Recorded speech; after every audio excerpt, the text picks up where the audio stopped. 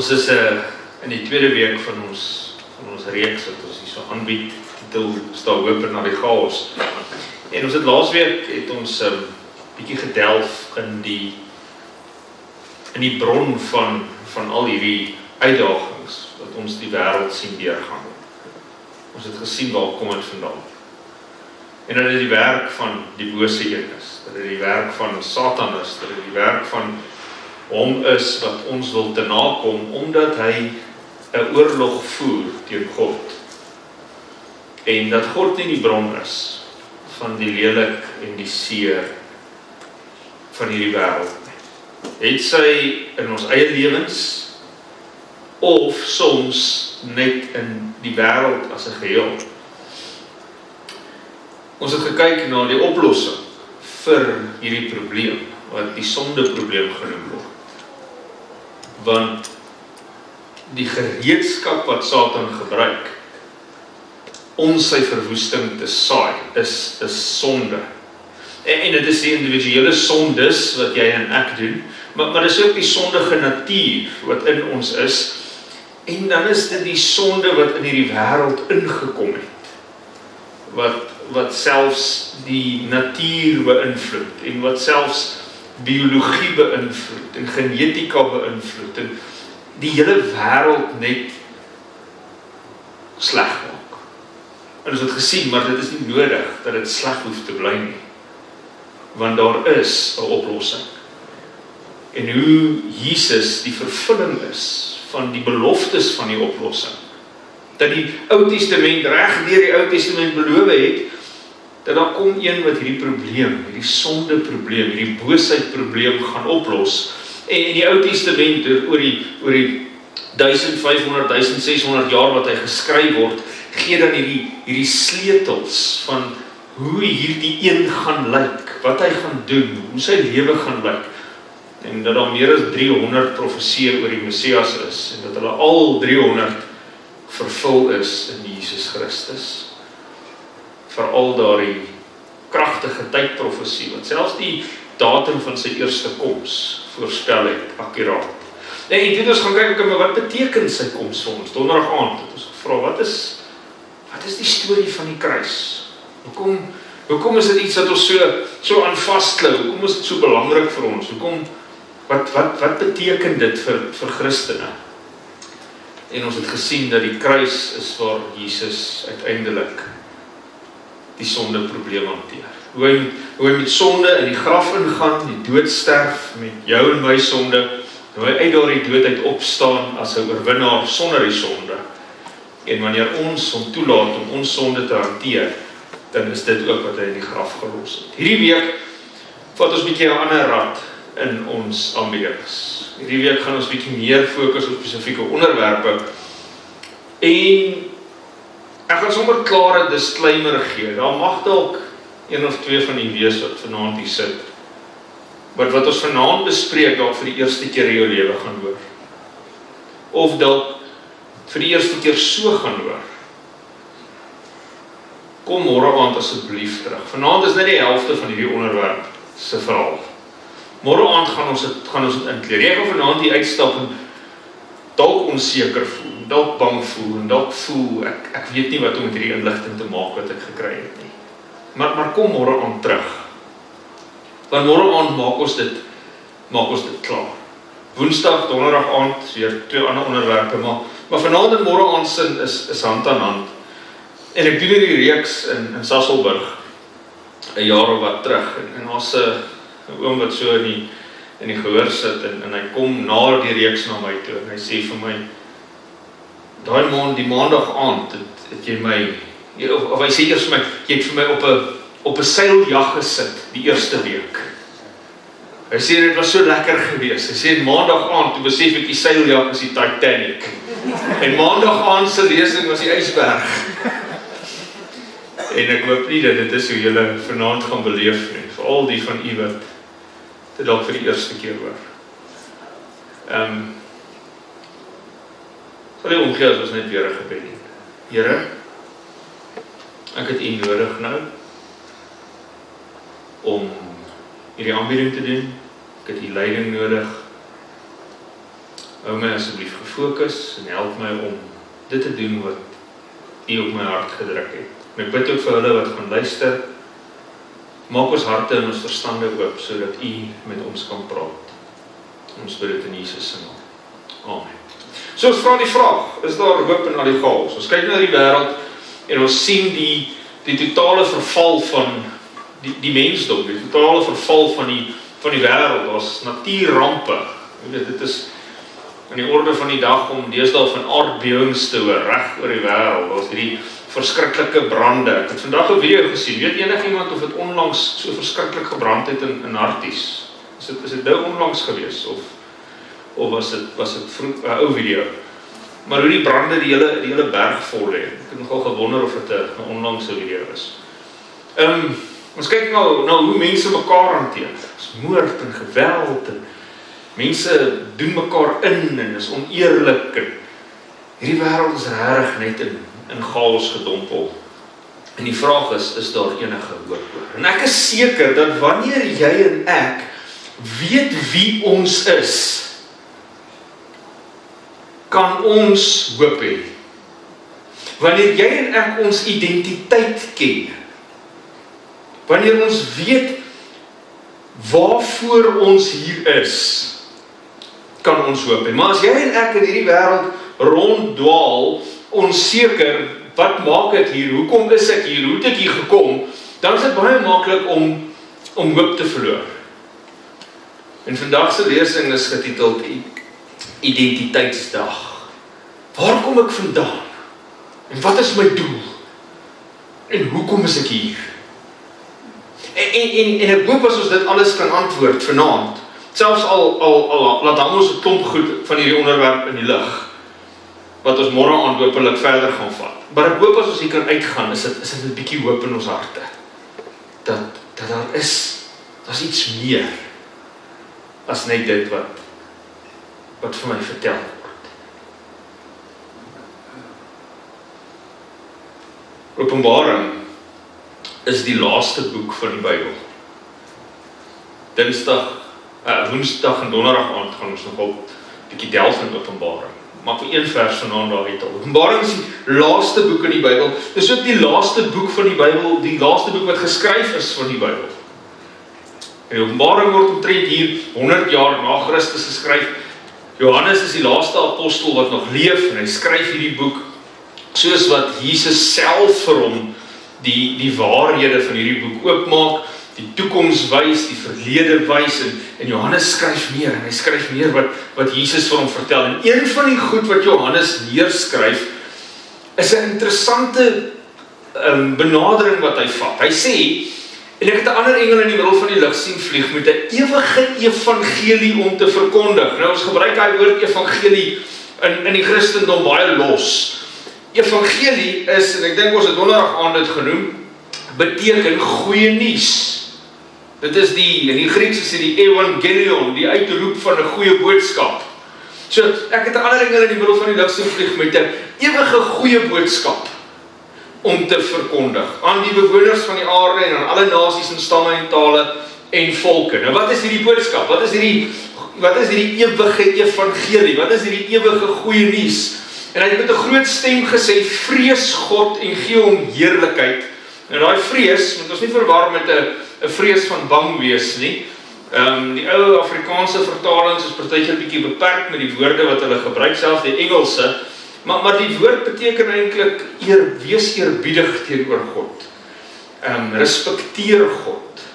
Erken God vir wie hy is. Vrees God en gee hom heerlikheid, want die uur van sy oordeel het gekom, en aanbid hom wat die hemel en die aarde en die see en die waterfonteine gemaak het. En dit is so interessant dat hierdie Johannes boodskap, hierdie Openbaring boodskap, die laaste boodskap van die Bybel, die laaste boek wat van die Bybel geskryf word, verbind aanbidding met skepingstaal. Hy sê, die een wat julle moet aanbid, is die een wat geskep het. Dis skepingstaal wat gebruik word. Hierdie is deel van wat ons in die teologie noem die 3 engele boodskap.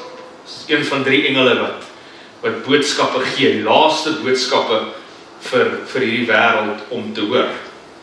En die mensdom word opgeroep om die regter, die een wat oordeel, te aanbid.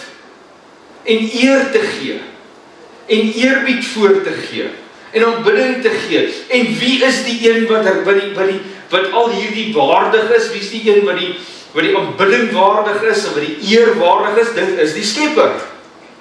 Aanbid hom wat die see, die hemel en die aarde, die see en die waterfonteine gemaak het. So die laaste boodskap wat Jesus vir hierdie wêreld het, dit wat hy in Openbaring gee, van alles wat hy vir Johannes kan gee, en hy vertel vir hom ongelooflike goed, en Openbaring is belaai met moeilike goed, wat ons partykeer moeilik verstaan, daar's drake, en diere, en hierdie een kom uit die see uit, en daai een kom uit die aarde uit, en hierdie een het 10 horings, en klomp verskillende snaakse goed wat in Openbaring en in Daniël plaasvind, maar hierdie is deel van die boodskap wat God as 'n laaste boodskap vir sy kinders gee. En dit is, onthou as jy aanbid, dat jy die Skepper moet aanbid. En die kwessie van die einde van tyd, volgens Openbaring, is wie aanbid jy? Wie aanbid jy? Ek dink God het, soos wat hy in die toekoms ingekyk het, soos wat hy die Bybel geïnspireer het, geweet, dat die mens gaan vergeet. Die mens gaan vergeet, nie net wie die God is wat hy moet aanbid nie, maar die mens gaan vergeet wie hy is. Wie ons is. Wat ons beteken, wat ons waarde is. Ons moet eintlik begin, nie by Openbaring nie. Ons moet begin by die boek van beginne, the book of beginnings. En dit is Genesis. Die boek wat alles van die begin af vertel. En dit is daar in daai boek wat ons kan ontdek wie ons is. En hoekom ons hier is. Dit is in Genesis wat ons ontdek dat jy en ek nie net 'n ongeluk was nie. Dat ons nie onbeplant is nie. Dat hierdie aarde nie onvoorbereid ontstaan het nie. Dat ons deur die gedagtes van 'n God bedink is, tot stand gebring is, dat daar 'n almagtige Skepper was. En hy sê die volgende, in die begin het God die hemel en die aarde geskape. Dat daar een is wat na die heelal gekyk het en gesê het, maar ek wil 'n aarde maak. Nou wat God alles geskape het in die ewigheid en voor hy die aarde geskape het, dit weet ek nie. Ek weet nie wat God als anders geskape het. Ek weet nie hoe dit lyk buite die raamwerk van hierdie wêreld wat ek ken nie. Maar God het na die heelal gekyk en gedink, ek sien plek vir 'n aarde. En God het die hemel en die aarde geskape. En dis hoe die wêreld begin. En een van die mees verbasendste waarhede wat ons in die Nuwe Testament leer, is hierdie skepping, hoe dit tot stand gekom het. En ons lees in Johannes 1, dat in die begin was die woord, en die woord was by God, en die woord was God. Nou, Johannes skryf oor Jesus. Elke een van die 4 evangelies het 'n tipe van 'n geslagsregister, van 'n inleiding oor wie hulle skryf. Matteus het 'n lekker lang geslagsregister, Lukas het ook 'n lekker lang geslagsregister, wat deur Jesus se voorgeslagte gaan, en Markus kom dan net en hy sê, hier is die verhaal van Jesus, die seun van God. En dan kom Johannes en hy sê, hierdie is die verhaal van Jesus, van die woord, God self. So, hy was nie net by God nie, hy was God. Dis die een van wie ek vir julle gaan vertel, sê Johannes. Maar hoor wat sê hy van hom? Alle dinge het deur hom ontstaan. En sonder hom het nie een ding ontstaan wat ontstaan het nie. Hy is die bron van die skepping. Hy is die Skepper. En die woord het vlees geword en het onder ons gewoon En ons het sy heerlikheid aanskou, 'n heerlikheid soos van die enige geborene wat van die Vader kom. En dan begin ons brein ons verloor, want ons het nou net gesê, hy is God, hoe kan hy die enige gebore wees? Wel, die sleutel lê in die uit vlees geword. En enige geborene is eintlik 'n bietjie van 'n lomp vertaling, wat eintlik moet lees die uniek geborene. Daar's niemand anders soos hy nie. Niemand anders soos hy wat al ooit gebore was nie. Want God het nog nooit op 'n ander manier gebore gewees nie. Vol van genade en waarheid. Efesiërs 3 vers 9 sê, God het alles geskape deur Jesus Christus. Hebreërs 1 vers 1 tot 2, nadat God baie keer en op baie maniere in die ou tyd gespreek het tot die vaders deur die profete, het hy in hierdie laaste dae tot ons gespreek deur sy seun, wat hy as erfgenaam van alles aangestel het, deur wie hy ook die wêreld gemaak het.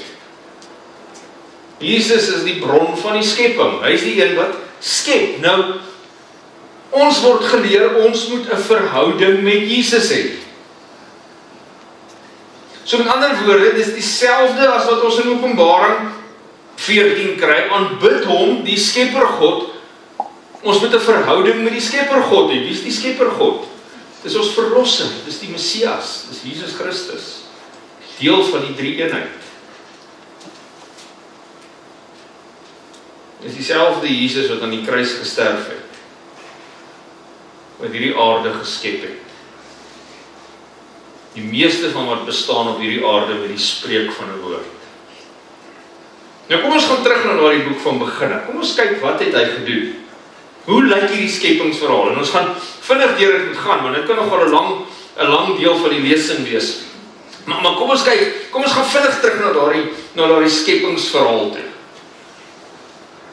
En die Bybel sê vir ons dat in die begin was die aarde vormloos en dit was leeg en daar was niks, dit was donker en die gees van God het beweeg oor hierdie aarde en dan kom daar 'n stem van God uit die duisternis uit en God het gesê laat daar lig wees en onmiddellik was daar lig. Nou as mense my vra, glo jy nie in die Big Bang nie? Dan sê ek absoluut glo in die Big Bang. Want toe God gesê het laat daar lig wees, was dit 'n Big Bang om daai lig te laat gebeur. Dit was 'n ontploffing en 'n half wat lig bekend gestel het in hierdie donker wêreld. En toe sien God dat die lig goed was. En God het skeiding gemaak tussen die lig en die duisternis en God het die lig dag genoem en die duisternis het hy nag genoem. En dit was aand en dit was môre die eerste dag. Nou hierdie is sleutel vir waartoe ons gaan vanaand, ons identiteit. Dit was aand en dit was môre die eerste dag, wat sommer met die eerste skepingsaksie al wys, dat hier kom 'n aftel, 'n eerste dag. Met ander woorde, daar moet 'n tweede dag wees, en 'n derde dag wees, in hierdie verhaal. So ons moet heeltyd bewus wees, dat die skrywer van die skepingsverhaal, wat ek glo Moses is besig om 'n narratief te trek in hierdie skepingsverhaal in. Hy wil wys dat daar 1 dag, 2 dag, 3 dag, en dan gebeur 'n paar interessante goed in hierdie skeping verhaal, wat ek graag hoop ons sien vanaand raak. So die eerste dag, die begin van planeet Aarde, is daar lig. Die tweede dag, sê God, laat daar 'n uitspansel wees tussen die waters en laat dit skeiding maak tussen waters en waters. So hierdie bol van water en God sê ek gaan skei die water wat in die lug is en die water wat in die hemel op die aarde is. Ek gaan spasie maak tussen water, tussen die atmosfeer en die land. En hy het die uitspansel hemel genoem en dit was aand en dit was môre die tweede dag. So die eerste dag skep God lig, die tweede dag skep God spasie, hy skei die waters van mekaar, so jy die atmosfeer wat basies water is, en jy die water wat op die aarde is, en daar spasie tussen hierdie. En steeds is al wat hier is op hierdie aarde net massa water. Niks anders nie. En God het gesê, dat die waters onder die hemel, hulle op een plek versamel, sodat die droëgrond sigbaar word, en dit was so nou skei God nie net vertikaal nie, nou skei God ook horisontaal, hieronder, nou skei God water en droëgrond van mekaar.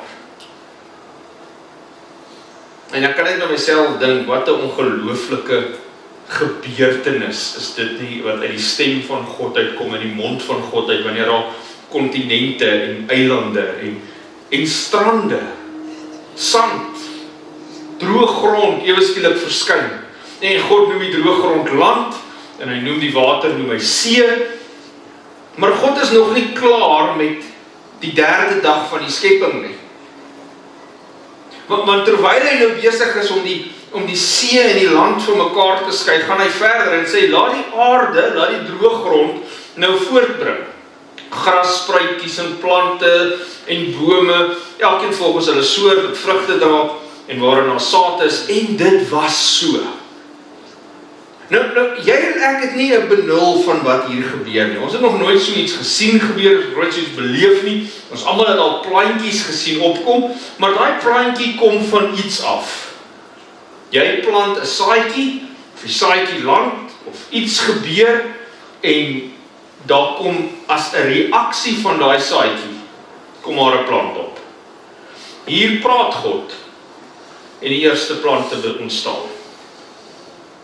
En dit is gras en blomme en struike en bome. Ek en my vrou 2 weke terug die geleentheid gehad om in Namakwa te wees. En dis 'n woestyn, daar's niks daar. As jy enige ander tyd van die jaar daar ry, is dit 'n woestyn. En dan kom jy in Augustus en September daar en dis net blomme waar jy kyk. Hoe gebeur dit? Wel, daar is 'n groot biologiese wetenskaplike verduideliking. Werner sal ons dit mooi kan verduidelik. Maar hoe dit in die begin gebeur, nie as Werner weet nie. God het net gepraat en dit was daar. Die Bybel sê vir ons dat God alles geskep het. Waarvoor? Waarvoor het God geskep? Vir sy plesier. Want God is kreatief. Want God skep, want dis mooi. Want dit maak hom gelukkig. Want dit gee hom vreugde om die mooi te sien wat hy geskep het. En hy het al die ingewikkelde blommetjies en plantjies en varings en groot bome en klein blommetjies, alles het hy geskep. En toe sê God, nou gee ek hierdie plante die vermoë om te herproduseer. Om ander plante te maak. En hy moes baie tevrede gewees het met sy werk. Die Bybel sê, die aarde het voortgebring grasspruitjies, plante wat saad gee volgens hulle soort, bome wat vrugte dra waarin hulle saad is. En toe sien God dat dit goed was. Weereens, elke dag. Dit was goed. Dit was goed. En soos die son begin sak, kom die derde dag tot sy einde. Nou hierdie is nog 'n sleutel. Die Bybel sê gereeld, dit was aand en dit was môre. Dit is die eerste dag. Aand en môre, tweede dag. Aand en môre, derde dag. En dit is waar die berekening van tyd vandaan kom, wat die Bybel gebruik. Nou die Bybelse berekening van tyd is baie anders as ons wat 'n meer Romeinse berekening van tyd het. Wanneer begin die nuwe dag vir ons? 12 uur vannag, nee, dan is dit nou die volgende dag. Maar in die Bybelse tyd was daar geen akkurate manier om tyd te lees in die nag nie. Kon bietjie die sterre kyk en min of meer skat hoe laat dit is, maar jy het nooit regtig geweet hoe laat dit is nie. Hoe het jy geweet in die Bybelse tyd wanneer die volgende dag begin? Wanneer die son sak. Wanneer die son sak, begin die volgende dag. So baie anders as ons dag begin gewoonlik wanneer meeste van ons slaap. Bybelse berekening sê die dag begin wanneer almal wakker is. So soos wat almal wakker is, breek die volgende dag aan en die nag en die dag wat daarop volg is een dag. Oulede gedagte. God het gesê, dat daar ligte wees aan die uitspansel van die hemel, om skeiding te maak tussen dag en nag. Laat hulle dien as tekens, sowel as vaste tye, as ook vir dae en jare. Laat hulle ook dien as ligte van die uitspansel van die hemel, om lig te gee op die aarde. En dit was so, God het toe die 2 groot ligte gemaak, groot lig om te heers oor die dag, en die klein lig om te heers oor die nag, en hy het die sterre gemaak, en daar's baie navorsing en wetenskap en net in hierdie een skepingsdag in, wat op 'n ander dag bespreek kan word. Maar die realiteit is, ewe skielik is daar 'n son. En daar's 'n maan, en daar's sterre wat sigbaar is. Wat voorheen nie daar was nie, wat voorheen nie gesien was nie. Nou soos ek sê, daar is ouers wat baie slimmer as ek is, wanneer dit by wetenskap en biologie en natuurkunde kom, en ons kan hulle vra. Vir die doel van ons aanbieding, is die realiteit, dat ewe skielik is hier, dinge sigbaar wat nooit voorheen was nie. Die son en die maan, en die sterre. En die lewendige kleure van hierdie aarde word ingekleur deur die strale van lig wat indring in hierdie wêreld. En die skoonheid van hierdie pasgebore wêreld is nou in volle sig. En in net 4 dae vat God hierdie blok van 'n planeet waarop daar niks is nie, wat vormloos en leeg is en daar kan nie op gelewe word nie, wat leweloos is. En in 4 dae skep God 'n plek waar daar lewe kan wees. Hy vat hierdie waterbedekte bol van chaos en hy omskep dit in 'n paradys. En die aarde se 4de dag eindig in daai goue en oranje en rooi en geel kleure wat ons eintlik maar geskenk sien, selfs op die beste dae in die natuur. Maar God het nie hierdie wêreld geskep vir die son, die maan en die sterre. God het nie die wêreld geskep vir die see nie. God het nie die wêreld geskep vir plante nie. God het nie hierdie wêreld geskep om stil te wees nie, want tot nou toe nog is daar nie regtig, mense kan dalk sê die geruis van die branders, maar daar's niks anders wat 'n geluid maak op hierdie aarde nie. Dis doodstil. En hoor wat sê Jesaja oor God se skepping, want so sê die Here wat die hemele geskaap het, hy is God, hy het die aarde geformeer, hy het dit gemaak, hy het dit bevestig, en hy het dit nie geskape om woes te wees nie, maar dit geformeer om bewoon te word. Ek is die Here en daar's geen ander nie. God skep hierdie aarde sodat daar lewe op moet wees. Die doel van die aarde is om lewe uiteindelik hier op te sit. En dit is dan wat God doen. In die eerste 4 dae skep God 'n tuiste. God skep spasie. God skep 'n huis wat voorbereiding is vir wanneer hy lewe hier gaan gee. En toe sê God, op die 5de dag gee God lewe aan hierdie aarde. En hy sê, laat die waters wemel met 'n gewemel van lewende wesens, en laat die voëls oor die aarde vlieg, en God het die groot seediere geskape, en die lewende wesens wat beweeg in die water, waar die waters van wemel volgens hulle soort, en al die gevleelde voëls volgens hulle soorte, en toe sien God dat dit goed was. En dit is 'n ongelooflike belewenis, die wat nie wat al gesnorkel of geduik het, dit is een van die ongelooflikste belewennisse om te sien wat onder die see aangaan. Want ons is so gewoond om te sien wat hierbo aangaan. Ons besef nie dat daar 'n hele wêreld daaronder geskape is. Gevul is met lewe. God skep voëls. Dinge wat kan vlieg. Dinge, ewe skielik is hier lewe hier op aarde. En God het gesê, laat die aarde lewende wesens voortbring. Volgens hulle soort. Vee, kruipende diere, wilde diere, volgens hulle soort. Dis dag 6. En dit was so. So God kom en hy vul hierdie aarde op dag 5 met visse en voëls, en dag 6 begin hy en hy vul hierdie aarde met diere. En so kom al wat 'n dier is, waaraan jy en ek kan dink, en wat seker baie diere wat lankal nie meer bestaan nie, wat ons nie eers aan kan dink nie, kom te voorskyn hier op hierdie aarde, en hulle het geluide, en hulle brul, en hulle blaf, en hulle blær, en hulle doen wat ook al diere anders doen.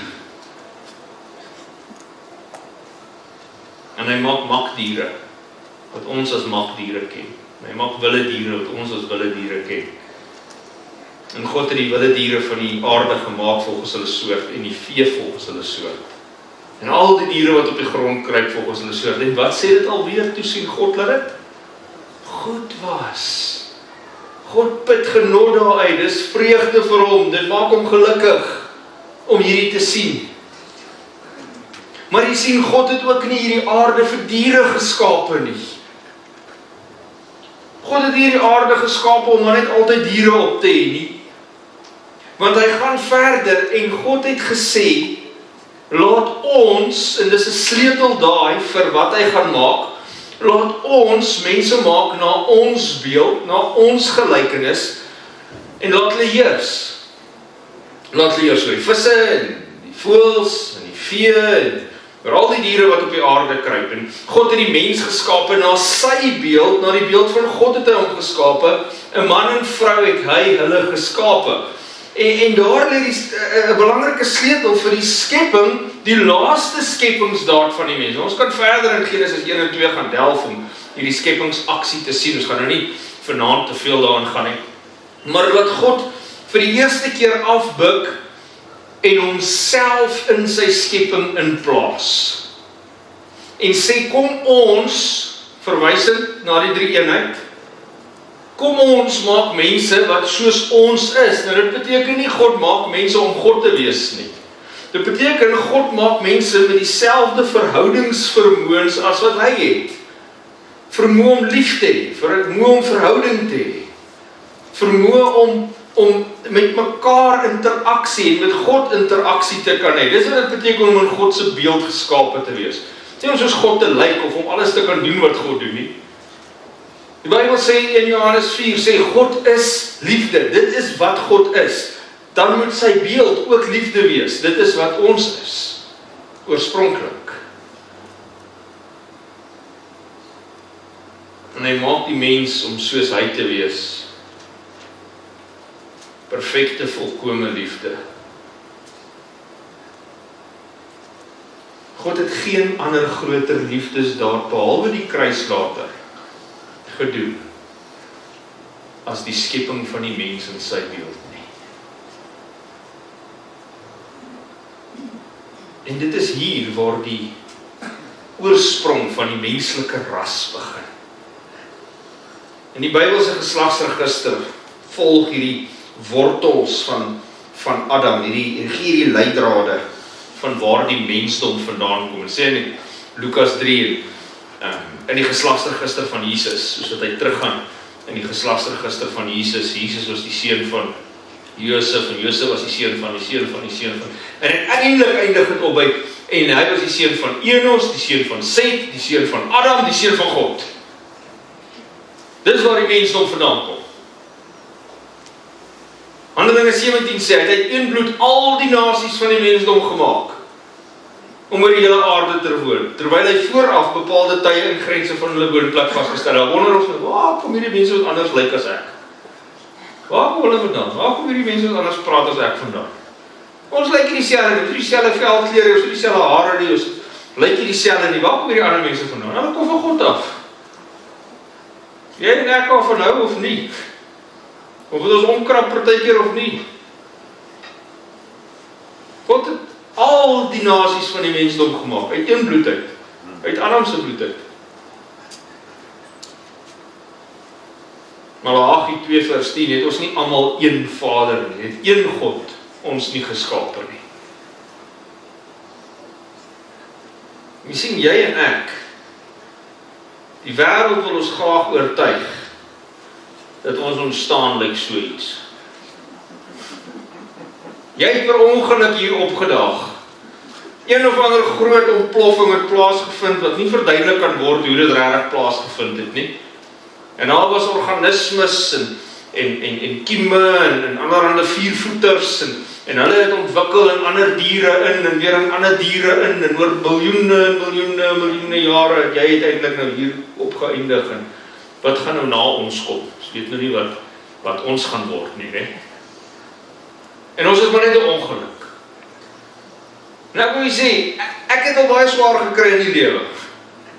En as ek maar net 'n ongeluk hier op hierdie aarde is, dan weet ek nie hoekom moet ek al hierdie suffering deurgaan nie. Dis mos onnodig. Wat maak die lewe die moeite werd? As ek net 'n ongeluk is. As daar niks en niemand anders buite net dit wat hier op aarde is nie. As dit nie beplan was nie, as dit nou maar net, hoekom is dit dan nie? Maar wanneer ek met intensie deur 'n God geskape is, wat my lief het, en wat 'n plan het vir my lewe, en wat my hier wil hê, wat my hier gesit het, want hy soek my hierso, dan het ek rede om te bly leef, dan het ek rede om hierdie wêreld as die moeite werd te sien, dan het ek rede om liefde nog steeds as die moeite werd te sien, want daar's iets groters as net ek. En ons vertel vir ons kinders elke dag, wel nie ons hopelik nie, maar die skole en die universiteite en oral waar hulle kom, dat jy is nie, jy's 'n ongeluk, jy moes nooit hier gewees het nie. En dan vra ons onsself, hoekom is die wêreld in die toestand wat dit is? Psalmskrywer sê, wat is die mens dat jy aan hom dink? Ons is so nietig, ons is so klein, ons is so niks. Jy het ons weinig minder gemaak as 'n goddelike wese. Ons is dalk niks, ons is dalk so klein, maar in God se oë is ons weinig minder as, ander vertalings sê, die engele. Die mens met eer en heerlikheid gekroon. Die menslike ras is uiteindelik God se meesterstuk van die skepping. En nou wil ek net hier vir die manne iets sê wat interessant is vir my. God skep progressief. Van die mees eenvoudigste na die mooiste en die beste toe. So hy begin by niks, en dan uiteindelik is daar plante, en dan is dit die eenvoudige diere, die visse en die voëls, en dan uiteindelik die meer gevorderde diere, en dan maak hy vir Adam, en wat doen hy heel laaste? Maak 'n vrou. Maar dit is die beste deel van die skepping. Dis hoekom God die vrou laaste maak. Hy bou op sy skepping. En hy sê vir hulle, wees vrugbaar en vermenigvuldig die aarde, vermeerder en vul die aarde, en dan onderwerp dit, en heers daaroor, oor al die diere, die visse en voëls, en dis julle sin. Met ander woorde, jou identiteit is nie 'n ongeluk nie. Jou identiteit is om 'n heerser te wees, om 'n koning te wees, en 'n koningin en 'n prinses te wees. Jy is belangrik vir hierdie skepper. Hy gee gesag vir die mens. En so is voltooi die hemel en die aarde met die ganse leermag.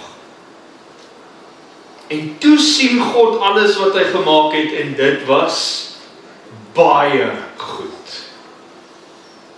Toe is dit nie meer net goed nie. Dit was baie goed. Dis beter as goed. Eers nadat hy die vrou gemaak het. Toe kon hy dit sê. En is interessant, ons lag daaroor, maar is interessant dat daar in die skepingsverhaal, en dis nie deel van die lesing nie, dat God op 'n stadium sê, dit is nie goed nie vir die mens om alleen te wees nie. Aan die ander woorde, God sien iets wat sleg is. Adam is alleen, hy maak vir hom 'n maat. Nou is dit baie goed. En net 'n kort tydjie van 6 dae. 6 dae. Hoe kort is 6 dae? Hoe vinnig gaan 6 dae in jou en my lewe verby? Ons is nou al 7 dae saam hierso. Ons het laas maandag begin. Net so, van 6 dae verby. In 'n kort tydjie van 6 dae skep God alles. Psalm sê, hy het gespreek, en dit wat hy gesê het, dit staan. In 6 dae. Maar die verhaal is nie klaar nie. Jy sien, die skepingsverhaal is nie klaar nie. Ja, God het klaar geskep. En hy skep spasie om te vul. En hy vul dit. En hy vul dit met diere. En dan skep hy die mens om oor hierdie diere te heers. So, dis progressief. Maar God is nog nie klaar nie. Daar's nog iets wat hy wil doen. En God het op die 7de dag sy werk voltooi wat hy gemaak het. Maar wacht, ons het gesê God het op die 6de dag klaar geskep het. Ja, God het, maar hy was nog nie klaar nie. Die verhaal het nog nie sy volle sirkel gegaan nie. Op die 7de dag het hy klaar gemaak met dit wat hy begin het. En hy het op die 7de dag gerus van al sy werk wat hy gemaak het. En so sien ons die skepingsverhaal dat God skep vir 6 dae lank, en dan is daar 'n dag wat hy rus. En dan dink ek, maar hoekom het God rus nodig? God het nie nodig om te rus nie.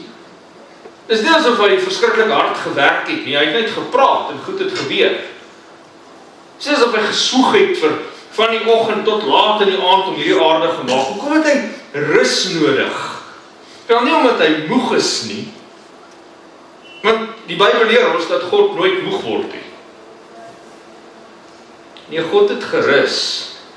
Eerder daardie tipe van, jy wil iets klaargemaak wat jy nogal beïndruk was met dit wat jy gemaak het, die kunstige mense hierso. Jy staan so terug en jy sê,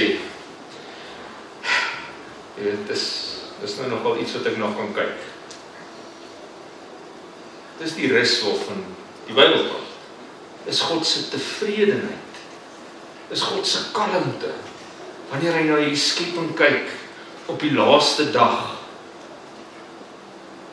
Maar hy het iets anders ook gedoen as net rus. God het die 7de dag geseën en dit geheilig, omdat hy daarop gerus het van sy werk wat hy geskaap het deur dit te maak. So hier sê die Bybel, God doen nog 2 goed op hierdie dag. Hy rus, ja, en dan seën hy en dan heilig hy dit. Nou wat beteken geseën en geheilig? Dis weer daai cliché woorde wat ons in die Bybel lees, maar wat beteken dit nou eintlik? Wel in die Hebreëse konteks geseën, barak om goed of gelukkig te laat gaan mee, om iets goed te laat gaan, om iets geluk toe te wens. So God sê hierdie dag is 'n dag van geluk. Hierdie dag is 'n dag van goed gaan.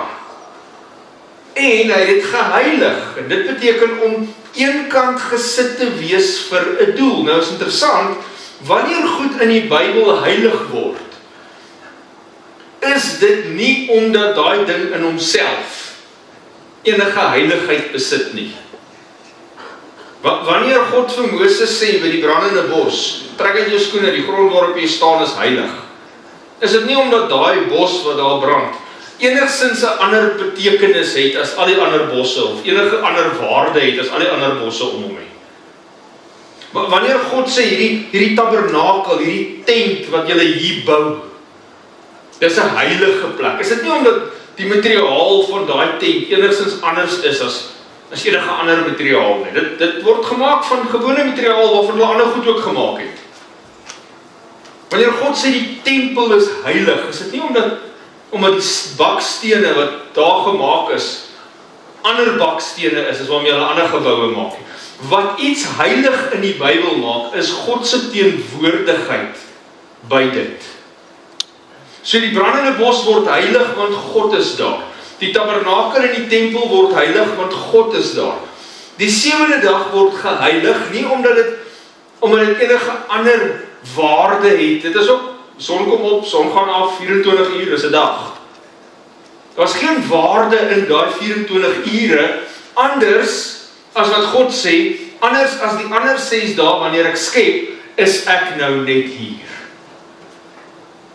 Daar's nie skepping wat plaasvind nie, daar's nie werk wat plaasvind nie, ek is net teenwoordig. Dit maak dit heilig. Dit maak dit op sy gesit. Dit gee dit 'n ander doel. En dan verloop tyd. Paar duisend jaar. Die wêreldse geskiedenis gaan aan. Soos as die Bybel lees. En jy miskien lees ons hier van 'n volk wat 'n groot volk geword het. Die volk Israel. En hulle is in slawerny in Egipte land. Hulle was uit God se kinders uit die patriarge uit, Abraham, Isak, Jakob het 12 kinders. Hulle gaan Egipte toe en daar bly hulle vir 400 jaar en hulle word 'n groot volk. Maar in daai 400 jaar word hulle slawe. En wat gebeur met slawe? Kan hulle afvat wanneer hulle lus is? Kan hulle die Sabbat hou wat hulle glo wil hou, want dit is mos hulle God se skepingsdag? Kan hulle dit hou wanneer hulle wil? Nee. In 400 jaar vergeet hierdie volk van hulle identiteit. Ons is geskep deur God vir heerskappy, nie vir slawerny nie. Want sonde het in hierdie wêreld ingekom. En dan kom God en hy lei sy mense uit Egipte uit. En hy sê vir hulle, gaan julle na 'n beter plek toe vat, na 'n beloofde land toe, na 'n plek waar julle weer kan heers, na 'n plek waar julle weer julle identiteit kan hê as skepsele van die Skepper God, as mense wat belangrik is, as mense wat konings is. Ek gaan julle weer so toe vat. Ek vat julle uit hierdie identiteit van slawerny uit, want dis nie eintlik waarvoor ek julle gemaak het nie. Ek het julle gemaak vir iets beters. En op pad na daardie beloofde land toe, moet hulle deur 'n woestyn trek, en in die woestyn is daar nie kos nie, en God sê, ek gaan vir julle 'n klou gee wie julle is. Ek gaan vir julle 'n leidraad gee van julle identiteit. En hy begin vir hulle kos gee. Wonderwerk kos, manna, val net in die hemel uit. Elke dag val daar net kos uit die hemel uit. Nou dink by jouself, wat 'n ongelooflike ervaring is dit. Wow, hierdie God sorg vir ons, hy gee vir ons kos uit die hemel uit elke dag, behalwe een dag. 6 dae 'n week val af van hierdie manna, en jy kan net genoeg optel vir daai een dag, want deel van jou identiteit is om te vertrou op hierdie God, so ek kan nie optel vir môre nie, hy sal môre weer gee. Maar op die 6de dag gee hy 2 porsies. Want op die 7de dag gee hy niks. En wat 'n verhaal is dit nie? Hy sê, 6 dae lank moet julle insamel, op die 7de dag is die Sabbat, dan sal dit nie daar wees nie. So God sê vir hulle, ek gaan julle amper, soos wat 'n mens met slawe moet maak, want hulle weet nie van beter nie. Sê God, ek gaan julle amper forceer om hierdie identiteit wat julle nou kan hê, te begin onthou. En dan val 'n dubbele porsie van hierdie manna op die 6de dag. En tog is daar van hierdie mense wat uitgaan op die 7de dag en gaan manna soek. Tog is daar mense wat sê, nee, ons moet vir vandag gaan soek. Ons weet gister het meer geval, maar ons moet vir vandag gaan soek. Hoor wat sê God van hulle? Die Here sê toe vir Moses, hoe lank weier julle om my gebooie en my wette te onderhou? Hierdie is nog voor God enige gebooie of wette vir die volk Israel gee. Die wette en die gebooie, al daai lang lyste reëls, Levitikus en Deuteronomium, al daai lang lyste reëls, hulle kom nog. En klaar sê God, ek het gebooie en wette gegee, hoekom weier julle om dit te onderhou? Want jy sien, daar was beginsels van aanbidding, wat al bekend gestel was, nog voor God vir hulle die reëls van aanbidding gegee het. Uiteindelik skryf God op met sy eie vinger op 2 kliptafels. En hy skryf vir hulle 10 beginsels neer, 10 gebooie, 10, ons noem dit reëls, maar dit is eintlik lewensbeginsels. Wat God vir hulle gee, sê hulle hier volgens leef julle in aanbidding tot my. Alles anders wat ek hierna vir julle gaan sê, alles wat in Levitikus geskryf gaan word, en Deuteronomium geskryf gaan word, al daai reëls, dit alles is ter ondersteuning van hierdie 10 beginsels. Hoe lyk dit om in aanbidding tot God te leef? God sê vir hulle, jy mag net een God hê, en jy mag nie vir jou afgode maak nie, en jy mag nie die naam van die Here uitelik gebruik nie, en dan is daar 'n ander een wat hy sê. En 9 van hierdie gebooie is, jy mag nie, en jy moet, maar daar's een spesifieke gebod wat anders begin, met 'n baie pertinente doel. Hy sê, gedenk, die Engels sê remember, ons beter vertaling sou wees onthou die Sabbatdag dat jy dit heilig. 6 dae moet jy arbei en al jou werk doen, maar die 7de dag is die Sabbat van die Here jou God. Dan mag jy geen werk doen nie, jy of jou seun, of jou dogter, of jou dienskneg, of jou diensmaagd, of jou vee, of jou vreemdeling wat in jou poorte is nie. Hoekom nie? Hoekom mag ons dit nie doen nie, Here? Hoekom moet ons hierdie een dag afsonder? Hoekom moet ons hierdie een dag onthou? Hoekom moet ons rus op hierdie een dag? Want in 6 dae het die Here die hemel en die aarde gemaak, die see en alles wat daarin is, en op die 7de dag het hy gerus. Daarom het die Here die Sabbat geseën en dit geheilig. Omdat hy die skepper God is, en 'n spesiale dag vir verhouding gemaak het. Dit is hoekom hy jou terugroep soontoe. Dit is hoekom hy die Sabbat in plek sit. Want hy is die skepper. En môre aand gaan ons na die tweede element daarvan kyk, want ons 2 keer waar die 10 gebooie gegee word. En dit is interessant dat die Sabbatsgebod verskil in hierdie 2. Wanneer hy hom in Deuteronomium weergee, dan sê hy iets anders hoekom jy die Sabbat moet hou. Maar môre aand kyk ons daarna. God het die mens gevra om 'n gedenkteken van die skepping te onthou. Nou wat moet die mens onthou van die skepping? Eerstens, jy moet onthou wie die God is wat jy aanbid. En tweedens, jy moet onthou wie jy is. Want 'n mens verloor homself wanneer al wat vir hom saak maak, dit is wat op hierdie aarde aan die gang is. Hoe hard ek kan werk en hoeveel geld ek kan inbring en hoe hard my werkers kan werk en hoe suksesvol my besigheid kan wees. En as dit al is waarop jy elke dag fokus, 7 dae 'n week, verloor jy jou identiteit. Want dit is nie eintlik wie jy is nie. Eintlik is jy 'n skepsel wat geskep is om te heers. Nie om 'n slaaf te wees van hierdie wêreld nie. En God sê, ek gee 'n spesiale dag, as jy daai dag onthou, gaan jy nie net onthou wie jou geskep het nie, jy gaan ook onthou wie jy is. En wie jy vir my is. En dan kom God in later in die Ou Testament, beloof hy hierdie volk 'n klomp seëninge. En hy sê, as jy jou voet terughou van die Sabbat, om nie jou sake op my heilige dag te doen, as jy die Sabbat 'n verlustiging noem, ons het nou gepraat van God het die Sabbat geseën, hy het 'n dag van geluk gemaak. As jy die Sabbat 'n verlustiging noem, en 'n heilige dag van die Here hoog hou, en as jy dit eer deur nie jou gewone gang te gaan en nie geleentheid vir jou sake soek of uit in 'n taal spreek nie, dan sal jy jou verlustig in die Here, dan sal jy die seën waarvoor God die Sabbat gemaak het ervaar. En hy sê jy laat ry oor die hoogtes van die aarde en jy laat geniet die erfdeel van jou vader Jakob, van die mond van die Here het dit gespreek.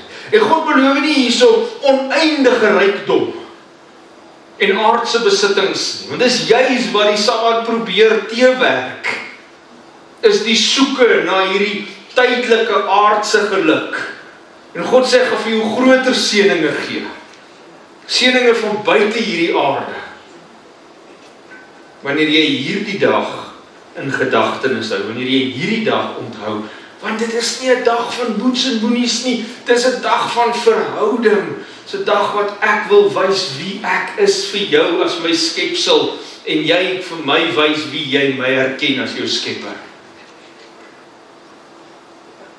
En ek dink as die mens net daardie gedenkteken van die skepper God bly onthou het, sou ons nie vandag gesit het met ateïsme en agnostisisme en skeptisie en mense wat die bestaan van God bevraagteken nie.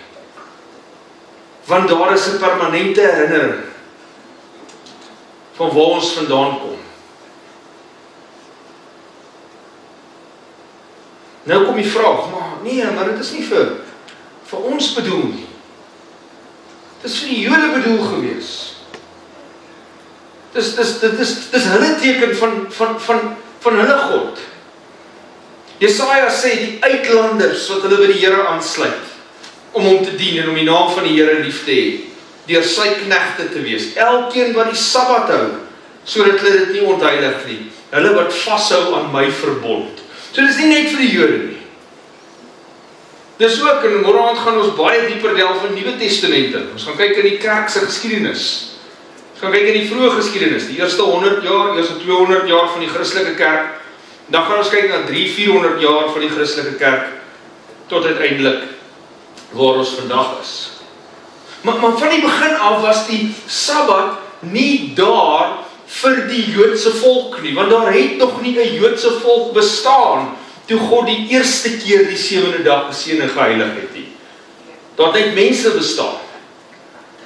En ons lees nêrens dat die Sabbat is vir die Jode gegee nie. Inteendeel, Jesus sê, die Sabbat is gemaak vir die mens. En jy en ek is tog mense. En ons is nie gemaak vir die Sabbat nie.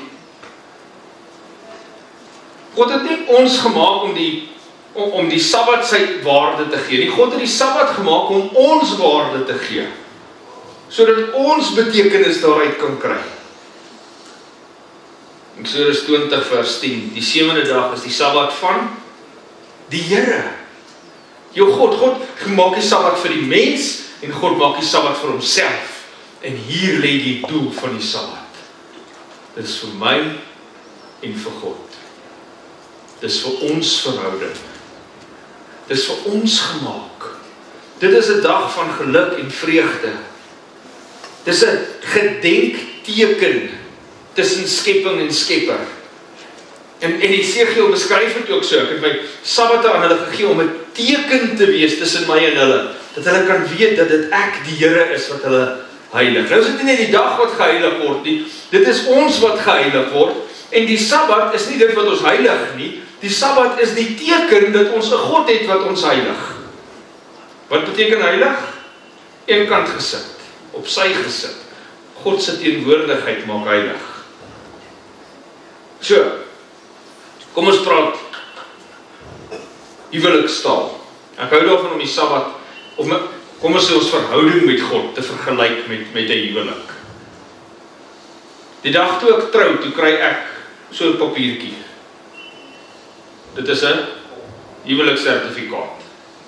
Daai papiertjie, ek loop heeldag met hom in my sak, né? En ek haal hom heeldag uit, en as ek gaan koffie drink, dan gesels ek met hierdie papiertjie, en ek vra vir hierdie papiertjie, so iets wat ek vir jou kan doen, kan ek die skottelgoed vir jou was, en vir hierdie papiertjie se doel, vat ek die vuil goed uit, en hierdie papiertjie is alles vir my lewe, né? Nee, maar is daai papiertjie belangrik? Baie belangrik.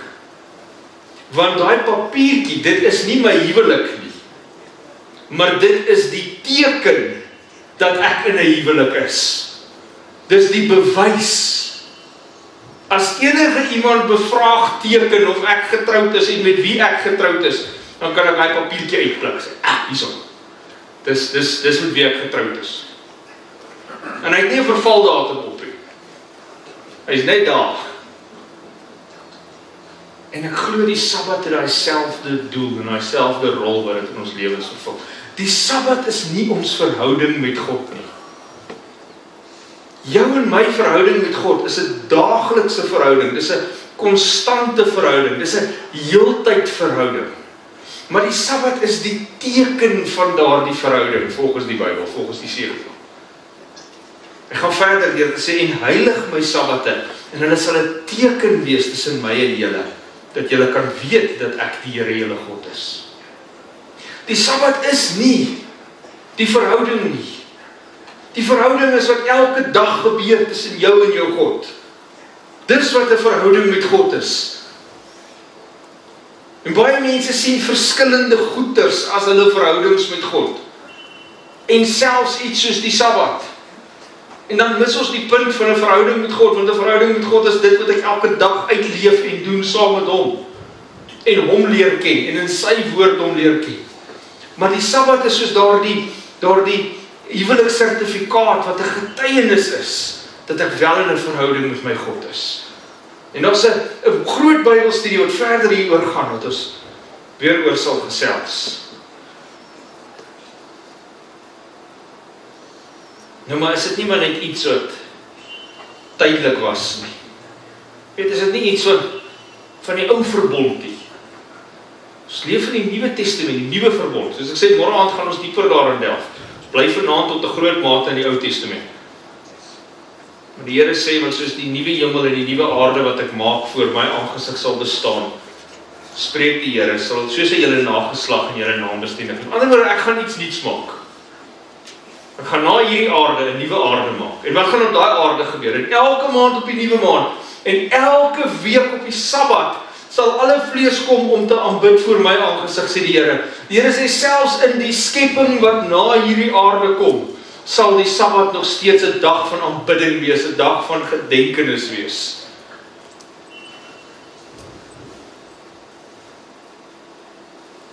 Die Sabbat is nie iets wat vir die volk Israel of vir die Joodse volk geskep is nie.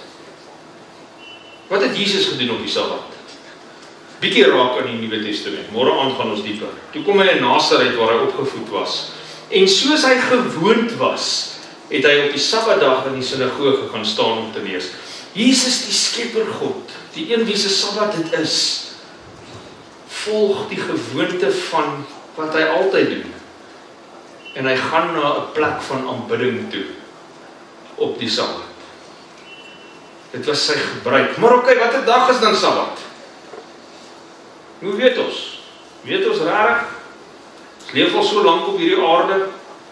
Hoe weet ons watter dag is hierdie spesiale verhoudingsdag wat God gegee het? En onthou, ons moet nie na dit kyk as 'n dag van moets en moenies nie. Want dis wat die Fariseërs gedoen het, ons gaan nou so vinnig oor hulle praat. Ons moet kyk na dit as 'n verhoudingsdag. Wel, ek is seker dat as die dag van die Sabbat, die 7de dag, verander het tussen die skepping en Moses se tyd toe hy geskryf het. En ons glo werklik dat hy geïnspireerd was deur die Heilige Gees, sou hy dit vir sy volk gesê het, deur sy geskrif. As dit verander het tussen Moses en Jesus of die apostels, sou Jesus ook die saak reggestel het. En natuurlik vind ons vandag nog die Joodse volk wat hier op aarde is, die Joodse gelowiges, en veral die ortodokse Jode wat streng tyd hou, streng rekord hou van tyd, en nog steeds op die 7de dag van elke week by mekaar kom om te aanbid. Die identiteit van die Sabbat was nog nooit bevraagteken nie. Dis nie bevraagteken in Moses se tyd nie, dit was nie bevraagteken in Jesus se tyd nie, dit word nie vandag deur die teoloog van ons tyd of die kerke van ons tyd bevraagteken. Niemand bevraagteken die vraag, wat se dag is die Sabbat nie. Die kontroversie is, hoe moet dit gehou word, en wat is die relevantie van dit nog vir ons vandag. So die vraag is nêrens kom ons onderstel, dis 'n ander dag nie. Niemand het daai vraag nie. In Jesus se tyd was dit ook 'n kontroversiële ding. Want die rabbies en die fariseërs, hulle almal kom en hulle sê, hierdie ou doen goed wat hy nie mag doen nie. Hy maak mense gesond op die Sabbat. En Jesus sê, is dit dan geoorloof om op die Sabbat goed te doen? Mag ons nie goed doen op die Sabbat nie. En wat Jesus dan hiermee doen, is hy sê, hierdie dag is daar vir verhouding. As jy goed doen vir iemand, bou jy verhouding. Hy maak mense gesond, hy gee vir hulle hoop. Dit is die doel van die Sabbat, is om hoop te gee. Om ons vry te maak van skuld en vooropgestelde idees en selfsug, en ons net vrede te gee, gemoedsrus te gee, hoop te gee. Om ons weer in die beeld van God te herskep en ons terug te wys na ons Skepper toe. En dan kom ons by Golgotha en ons gaan begin afsluit. En ons sien interessante gebeure. Want in die skaduwee van hierdie wêreld se grootste krisis gebeur daar iets met Jesus en ook sy vriende, die disippels. Hulle rus. Hulle rus in die Sabbatsure. En dit was die dag van die voorbereiding. En die Sabbat wil aanbreek. En die vroue wat saam met hom van Galilea gekom het hom gevolg en in die graf gesien hoe hulle sy liggaam neerlê. En hulle wil hom salf met olie, maar die Sabbature breek aan en hulle sê ons sal terugkom na die Sabbat. En net as ons gewonder het, okay, maar wat is die voorbereidingsdag? Kom die vertalers van die nuwe vertaling van die Bybel. En hulle maak dit vir ons duidelik, dit was Vrydag en die Sabbat het al begin aanbreek. Jesus sterf op die voorbereidingsdag, die dag wat gegee is, sodat daar voorbereiding vir die Sabbat gedoen kan word. Die ou vertaling noem dit voorbereidingsdag. Die Hebreëse en die Arameese taal het nie die daaname gegee nie. Dit was beskrywings gegee. Eerste, tweede, derde, vierde, vyfde voorbereidingsdag Sabbat. Maar later in die Griekse tyd het hulle begin name gee, maar die vertalers van die nuwe vertaling weet presies, hulle het begrip vir wanneer Bybel sê dit was die voorbereidingsdag, dat hy praat van die Vrydag. En daarop het hulle teruggegaan en speserye en salf gaan voorberei en op die Sabbat gerus volgens die gebod. Die dag voor daardie Sabbat, daardie Vrydag, daardie voorbereidingsdag, was die hoop van hierdie groepie mense geknak. Want Jesus was dood. Hulle drome, hulle ambisies, hulle wense, alles was daarmee heen. Dit het daar in daardie donker graf gelê. Hulle Jesus was dood. En as 'n laaste daad van toewyding wou hulle daardie liggaam salf met olie. En dan sê die Bybel vir ons, en baie vroeg in die môre op die eerste dag van die week. En weer eens gaan die nuwe vertaling van die Bybel en hy vertaal dit, en die Sondagmôre baie vroeg het die vroue na die graf toe gegaan. Toe die Sabbat verby is, toe gaan die vroue op die eerste dag van die week, op die Sondag, gaan hulle gaan salf hierdie liggaam van Jesus. Wat 'n ongelooflike 3 dae. Want ons weet toe hulle daar kom om die liggaam te salf, toe is daar nie 'n liggaam nie. En die engele wat daar sit sê, julle moet onthou dat hy gesê het, dat hy sal opstaan. Hy is nie hier nie, hy het opgestaan. En die hoop van die mensdom is 1000voudig terug in die harte van daardie groepie mense. Want Jesus het opgestaan. Die voorbereidingsdag, wat ons Vrydag noem, sterf Jesus. Op die Sabbatdag, wat ons Saterdag noem, rus Jesus. En op die eerste dag van die week, wat ons Sondag noem, staan Jesus uit die graf uit op. En sy verlossingswerk is volbring.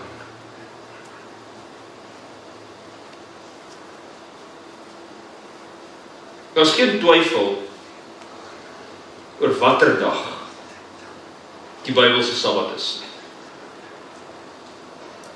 Die vraag is, wat moet jy en ek om mee doen? Ons het nie vanaand regtig by die antwoord gekom nie. Môre aand hoop ek gaan dit bietjie duideliker raak. Want hoe kan die biljoene Christene aanbid op 'n Sondag? Wat beteken dit? Wat beteken die Sondag? Wat is die betekenis van Sondag? Hoop jy kan môre aand terugkom om daarna te kom luister. Maar terwyl ons hier uit mekaar uitgaan, en ons nou net in die skaduwee van die kruis weer was, kry ek die gevoel dat God 'n spesiale dag het. Nie sommer enige dag nie. 'n Dag wat die skepping herdenk. 'n Dag wat wys wie ek is. Dat ek waarde het. Dat God se uiteindelike plan met my is om my heerskappy te gee, om my in 'n perfekte verhouding te stel. Maar ek wys my ook wie die God is wat ek aanbid.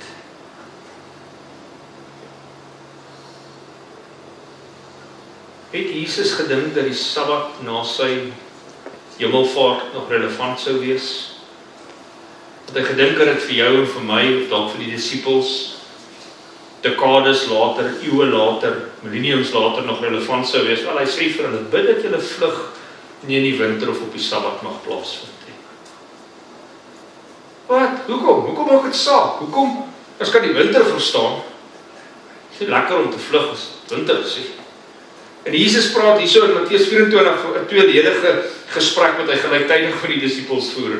Partykeer raak ons ook verlore in wat hier gebeur, maar hy praat met hulle oor die verwoesting van Jerusalem in 70 na Christus. Maar tegelijkertijd praat hy ook met hulle oor die einde van tyd.